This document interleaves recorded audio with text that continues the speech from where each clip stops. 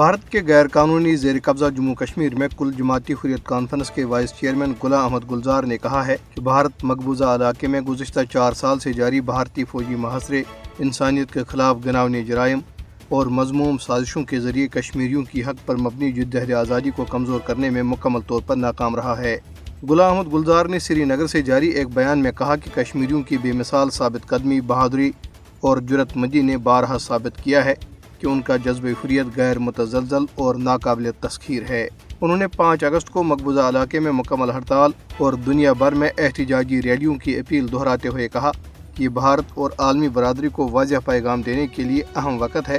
کہ کشمیری غلامی پر موت کو ترجیح دیتے ہیں اور وہ اپنے عالمی طور پر تسلیم شدہ حق خودارادیت پر سمجھوتہ نہیں کریں گے۔ کل جماعتی حریت کانفرنس کے دیگر رہنماؤں بشمول سید بشیر اندرابی، خواجہ فردوس، حکیم عبدالرشید، عبدالصمد انقلابی، فریدہ بہن جی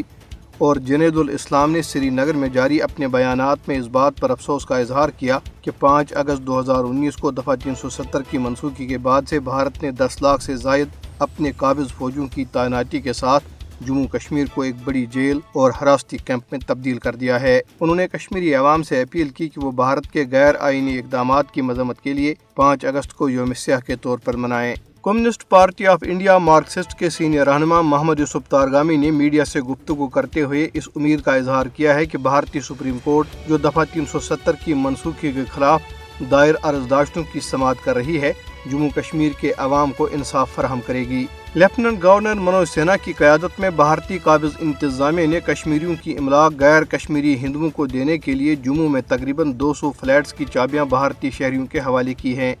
ایک سرکاری عہدیدار نے میڈیا کو بتایا ہے کہ ان بھارتی شہریوں کو 2200 ماہانہ کی معمولی قسط پر مجموعی طور پر 336 فلیٹ دیے جائیں گے۔ بقیہ فلیٹس رواں سال اکتوبر تک بھارتی شہریوں کو دیے جائیں گے۔ پیپلز ڈیموکریٹک پارٹی کی سربراہ محبوبہ مفتی نے قابض انتظامیہ کے اس اقدام کی سخت مخالفت کرتے ہوئے اسے جموں کشمیر میں ہندوؤں کی آباد کاری کا منصوبہ قرار دیا ہے۔